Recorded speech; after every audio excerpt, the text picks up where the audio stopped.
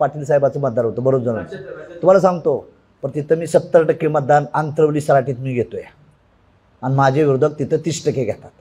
7 दिवस माझ्या मतदारसंघात फिरत होते ते विशेष म्हणजे ते म्हणा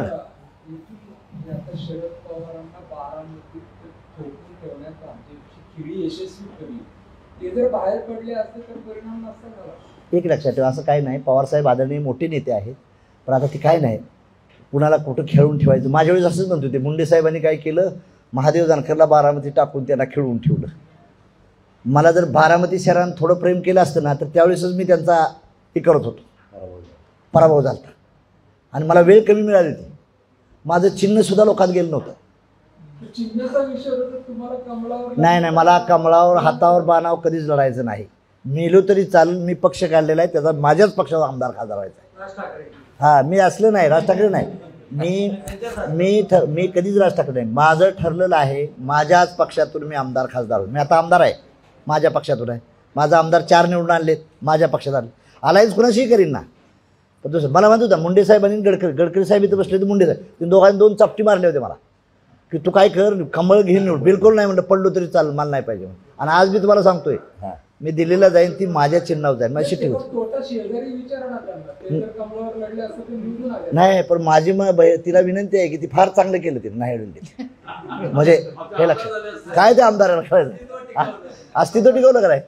बाबासाहेब आंबेडकरला नेहरूंनी सांगितलं होतं, तुम्ही काय करा, तुम्हाला मी राष्ट्रपती करतो, तुम्ही ती शेड्यूल कास्ट फेडरेशनचं बंद करा. ते म्हणले माझं झोपडं आहे ते हलवू नका, म्हणले तुमच्याबरोबर मैत्री करेल. म्हणून बाबासाहेबाचे आज अमेरिका रशियाला देखील पुतळे आहेत. दुसऱ्याच्या महालात जाऊन, मोठ्या महालात जाऊन तिथं गुलाम होण्यापेक्षा स्वतःच्या झोपडीत मालक राहणं हे कधी चांगलं आहे, हे मला चांगलं समजलेलं आहे. म्हणून युती कोणाशी होती, म्हणून माझी आयडिओलॉजी फुलेवादाची घेऊन मी यांच्याशी दुस्ती केली. गोपीनाथ मुंडेंशी माझं पहिली सभा झाली. मुंडे साहेबांनी मला पहिलं अलायन्समध्ये BJPत युती केलं आणि तिथून आम्ही आलो. देवेंद्र फडणवीसशी माझं संबंध चांगला आलं, म्हणजे आता ह्या माध्यमातून मोदी साहेबांशी माझा संबंध चांगला आहे. ह्याच सर्कलमध्ये आल्यामुळं त्यांच्याशी युतीत आहे. आणि काल मोदी साहेबांनी अमित शहानी डायरेक्ट सांगितलं, एकनाथ शिंदे अजितदादा देवेंद्र, ओ महादेवजी नहीं सुनेगा उसके सिंबॉल पर लढणे दो. हे वाक्य कोणाचं आहे, माझं नाही, अमित शहानी मोदीने सांगितलं. म्हणलं सॉरी नाही, म्हणलं आम्ही आमच्या सिंबॉलवर असेल तर द्यायला तर देऊ नका, आम्ही साऱ्या जागा उभं. त्यामुळं मला माझाच पक्ष मोठा करायचा आहे.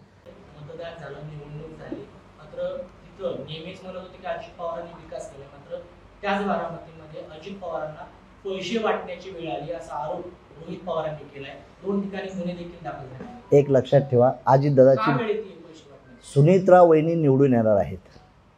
ज्यांनी या आमचं लहानपणापासून राजकारण पाहिलं, आम्ही 40 वर्ष राजकारण करतात, त्याने आजपर्यंत काय केलेलं आहे. आणि ज्यावेळेस आपण पराजित होतो त्यावेळेस काय एखाद्या मला आरोप केला जातो, पैसे वाटायचं होतं. आता अजितदादापेक्षा तर पवारसाहेब मोठे आहेत ना. हां, पैसे वाटायचा आरोप एकमेकाला कुठंच काय होईना. आता मला तर लोकवर्गणी लोकांनी पैसे दिले, माझ्यावर आरोप झाला म्हणजे पैसे वाटलं. मग मला लोक रोज पैसे देत होते परभणीमध्ये, मलाच म्हणले पैसे वाटतोय. म्हणजे ह्याला काय तथ्य आहे का, पैसे वाटलं होतं असं म्हणणं होतं, काय चुकीचं आहे विषय. आणि आज तुम्हाला सांगतो, त्यांनी काही होऊ द्या, कोण रडू द्या, काय रडू द्या, सुनीत्रा वहिनी निवडून आलेली आहे. मी आज तुम्हाला डिक्लेअर करून सांगतो, काय का असतं ना, 5000 मतांनी येऊ द्या, पण ते निवडून आहेत, विजय आहे त्यांचा. विजयाचा खांबाचा सुनीत्रा वहिनीच्या ताब्यात आहे.